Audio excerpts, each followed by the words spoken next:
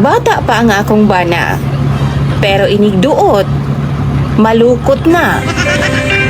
Wa gidi ay sa edad DJ Sam ang performance sa kama. Kay nakauyaban kog edaran kani adto, maayo pa man. Pero karon ang akong nabana nga 30 tahon pa lang ang edad. Wa naman halos pulos sa ana-ana. Itago na lang ko sa pangalang Caprice DJ Sam. 29 anyos. Tulo ka tuig na kong kasal ngadto sa akong asawa nga tawgon na lang nato sa pangalang Marky. Si Marky DJ Sam, 37 years old pa lang. Kini si Marky, teacher nako ni adto sa high school. Kani si Marky katawanan kayo nga amo ang istorya ani. Kaysa ako nang gikaingon, teacher nako ni sa high school. Pero gaana-ana naming duha. Tagaan lang niyag buluhaton ang ako mga classmates. Tapos kaming duha, manggawas og mag-ana-ana na dayon sa CR. Kada Sabado DJ Sam or Domingo, why palyag yun na. Ana-ana dayon ming duha sa iyahang boarding house. Or usahay, mga dumi sa laing lugar para buhato ng butanga.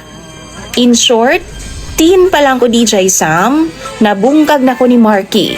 Pero di pud siya ang first nako. Kay before sa iyaha, nakauyab naman kog minyo DJ Sam. Amahan na sa ako ang classmate. Kanilaging uso man sa mga bata kaniadto DJ Sam nga maniudto bitaw sa balay sa akong classmate. Tapos ganahan man ang iyang papa sa ako Nanguyab sa ako DJ Sam og gisugot pud nako siya. Kaysa tinuod lang bet pud nako iyang papa. Ana pud siya nga dugay ra daw siya nga nagagusto sa ako DJ Sam. Ug kung sugton daw nako siya, manlayas daw ming duha. Wow! Biyaan daw niya ang iyang asawa. Oh! Nagpaabot pud ko DJ Sam sa papa sa akong classmate. Pero wa raman gihapon niya biyai ang iyang asawa. Maong ako na lang ang naglikay niya.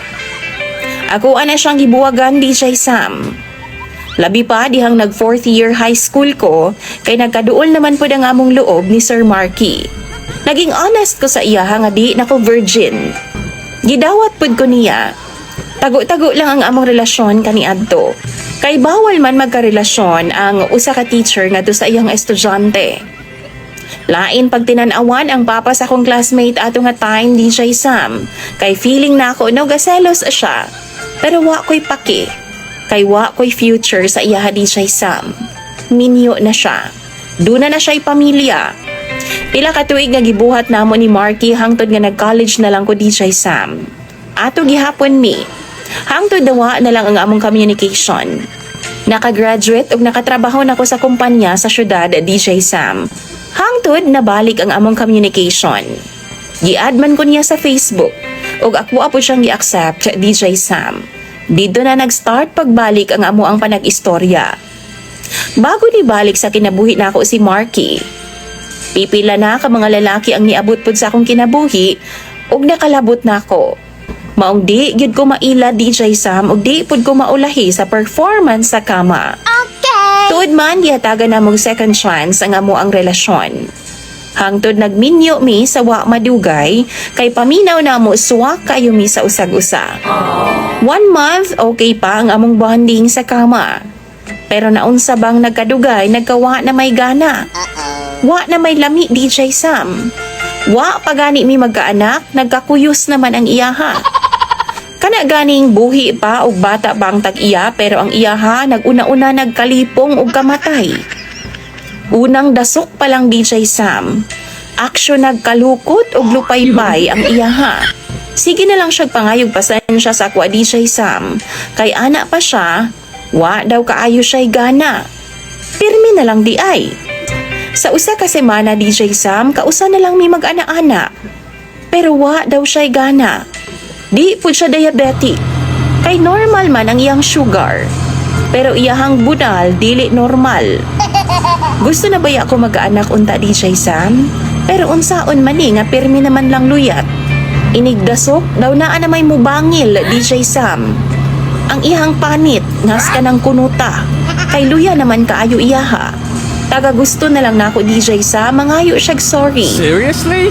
Kay lutay iyaha. Galing ng kadlawon gihiling nako kay wedding anniversary baya namo. Pero Diyos ko, DJ Sam, mura jud in taon og naligsan og pison sa kalata ang iyaha. Naglibog na ko, DJ Sam. Katilawon na kaayo ko og lain. Labi na karon, DJ Sam, kay na ako'y ka-chatmate.